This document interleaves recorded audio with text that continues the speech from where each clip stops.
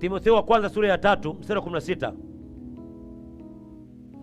inamfananisha Yesu Kristo kwamba ni Mungu aliyeonekana kwa mara ya kwanza akiwa amevikwa mwili wa kibinadamu katika hori la ng'ombe.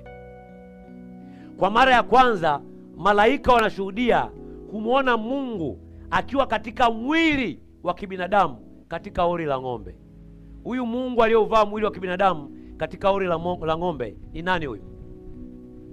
Ni nani? Ni Yesu Kristo. Kwa mara ya kwanza na malaika wanamwona Mungu aliyovaa mwili. Andika Yohana sura ya kwanza mstari wa kwanza, wa pili, wa 3 na wa 14. Hapo mwanzo palikuwa na neno, naye neno alikuwa nani? Kwa Mungu, naye neno alikuwa nani? Mungu. Pasipo yeye hakufanyika chochote kile. Mstari wa 14 anasema neno akauvaa mwili akaishi pamoja na sisi. Emmanuel, Mungu ambaye ni neno aliuvaa mwili akaishi pamoja na sisi ndani ya miaka 33 na nusu. Emmanuel. Kwa hiyo akisema sura na mfano wa Mungu anamzungumzia Yesu Kristo, sio Adamu wa kwanza katika kitabu cha Mwanzo sura ya kwanza mstari wa 26. Haleluya, mtu mmoja. Wakolosai sura ya kwanza mstari wa 15 anasema naye Yesu Kristo ni mfano wa Mungu asiyeonekana, mzaliwa wa kwanza wa viumbe vyote. Yesu Kristo ni mfano wa Mungu na ni mzaliwa wa kwanza kabisa wa viumbe vyote. Mungu asiyeonekana, lakini amejifunua katika mwili. Anasemaje katika Warumi sura ya 8 mstari wa 29? Ameandika, amesema maana wale aliowajua tangu asili aliwachagua tangu asili wafananishwe na mfano wa mwana wake, ili yeye awe mzaliwa wa kwanza miongoni mwa ndugu wengi. Mungu alimchagua mwanaye Yesu Kristo, yeye aliye sura ya mng'ao wa Mungu, awe mzaliwa wa kwanza dhidi ya viumbe na ndugu wengi. Kwa hiyo yoyote atakayezaliwa mara baada ya Yesu Kristo kama mzaliwa wa kwanza, na yeye pia anafanyika kuwa ni mwana wa Mungu, lakini Yesu Kristo akiwa ni mtangulizi. Bwana Yesu asifiwe. Na ndio maana kabla Yesu Kristo hajafa, hajazikwa na kufufuka, mwana pekee wa Mungu alikuwa wangapi? Alikuwa ni mmoja, si ndio? Yesu Kristo ndiye kuwa mwana pekee wa Mungu peke yake. Lakini mara baada ya kufa, kuzikwa na kufufuka, kupitia ufufuo wa Yesu Kristo, kila aliyeamini alifanyika kuwa ni mwana wa Mungu. Bwana Yesu asifiwe sana.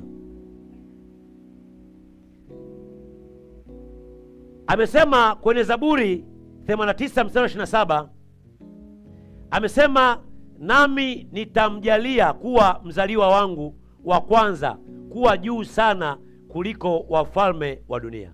Ukisoma mistari inayoendelea, anazungumzia kwamba mfalme huyu ataketi katika kiti cha enzi, atakuwa ni mkuu sana. Anamzungumzia Yesu Kristo, si ndio? Na ukiangalia, wengi wanafikiri kwamba huyu aliyeambiwa atakuwa ni mzaliwa wa kwanza, wengi wanajua kwamba ni Daudi. Daudi tunaona kwenye Samueli wa kwanza mstari wa 16, sura ya 16, andika mstari wa 10 hadi 11. Yeye ni mtoto wa 4 katika kuzaliwa. Nabii Samueli akiwa katika nyumba ya Yese, Daudi alitafutwa, yeye alikuwa ni mtoto wa 4 katika kuzaliwa. Kwa hiyo huyu anayeambiwa hapa ni unabii kuhusiana na mzaliwa wa kwanza ambaye ni Yesu Kristo, ambaye atakuja kuja huko mbele kupitia bikira. Bwana Yesu asifiwe sana. Bwana Yesu asifiwe. Kwa hiyo kila anayeamini katika kazi kamilifu ya kidhabihu, kazi ya msalaba, imani yake kwa Yesu Kristo inamsababisha yeye awe ni mwana wa Mungu, awe ni sehemu ya ndugu wengi kupitia mzaliwa wa kwanza ambaye ni Yesu Kristo. Andika Yohana sura ya kwanza mstari wa 12. Amesema bali wote waliompokea aliwapa uwezo wa kufanyika wana wa Mungu, wale waliaminio jina lake. Wote waliompokea Yesu Kristo, wote wanaomwamini tumefanyika kuwa wana wa nani? Wa Mungu. kwa kuamini kazi ya msalaba, kwa kuamini ufufuo wa Yesu Kristo. Bwana Yesu asifiwe sana. Wakolosai sura ya kwanza mstari wa 18 anasema, naye ndiye kichwa cha mwili, yaani cha kanisa, naye ni mwanzo, ni mzaliwa wa kwanza katika wafu, ili kwamba awe mtangulizi katika yote. Yesu Kristo ni mzaliwa wa kwanza katika wafu. Andika Ufunuo sura ya kwanza mstari wa 5. Ufunuo 1:5 anasema, tena zitokazo kwa Yesu Kristo, shahidi aliye mwaminifu, mzaliwa wa kwanza wa waliokufa, na mkuu wa wafalme wa dunia, yeye atupendaye na kutuosha dhambi zetu katika damu yake. Kwa hiyo yoyote aliyefanywa kuwa ni mwana wa Mungu amefanyika mwana wa Mungu kwa sababu amezaliwa kupitia mauti na ufufuo wa Yesu Kristo. Bwana Yesu asifiwe sana. Bwana Yesu asifiwe. Wagalatia sura ya 3 mstari wa 26 anasema, kwa maana ninyi nyote mmekuwa wana wa Mungu kwa njia ya imani katika Kristo Yesu. Kwa hiyo kuzaliwa kwetu sisi na kuwa wana wa Mungu ni kwa sababu tunamwamini Yesu Kristo. Zipo imani nyingi, lakini imani ya Yesu Kristo ndio inamfanya yule anayeamini afanyie kuwa ni mwana wa Mungu. Amesema kwenye Warumi, andika Warumi sura ya 8 mstari wa 15 na 16. Amesema, mlipokea roho wa kufanywa wana wa Mungu. Huyo roho hushuhudia pamoja na roho zetu ya kwamba sisi tu watoto wa Mungu. Roho Mtakatifu ndani yetu siku zote anashuhudia kwamba sisi ni watoto wa nani? Watoto wa Mungu. Bwana Yesu asifiwe sana. Anashuhudia, yeye anayelia Aba kusikuweza kutamkika ndani yetu, anasema Baba ndani yetu, yeye ndio anatushuhudia kwamba sisi ni roho wa Mungu. Maandiko yanasema roho wa Mungu ametuweka chapa, ametuweka muhuri, ametupiga muhuri.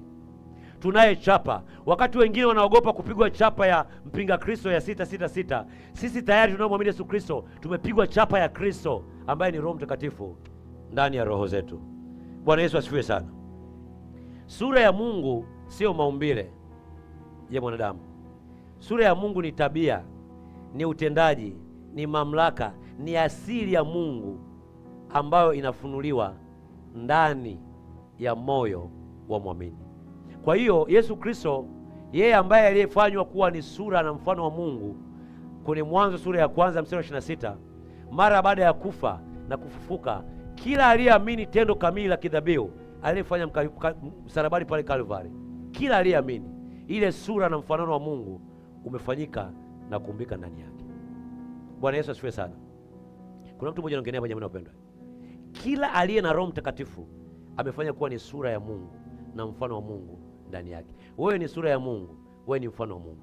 Na ndio maana kuna kitu kinaitwa tunda la nini? La Roho. Yoyote mwenye Roho wa Mungu, tukitaka kujua kwamba huyu ana Roho wa Mungu, tutaangalia tunda la Roho. Andika Wagalatia sura ya 5. Wagalatia sura ya 5 mstari wa 22 na 23. Tutaona huyu mtu ana uvumilivu, ana utu wema, ana upole, ana kiasi, ana upendo, ana fadhila. Lile tunda la Roho, tunda la Roho manake ni matokeo kwamba huyu mtu amejazwa Roho wa nani? Roho wa Mungu. Atakuwa na kiasi, atakuwa na upendo, atakuwa na utu wema, atakuwa na uvumilivu. Ndio ishara kwamba mtu huyu ana tunda la Roho ndani yake.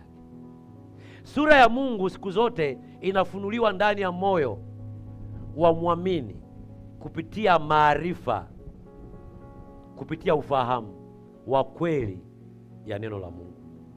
Kwa kadiri mtu anavyozidi kumjua Mungu, kwa kadiri neno la Mungu linavyozidi kufunuliwa ndani ya mtu, Biblia inasema kwenye Warumi, andika Warumi sura ya 12 mstari wa kwanza na wa pili, inasema tunabadilishwa katika namna ya mitazamo ya kidunia,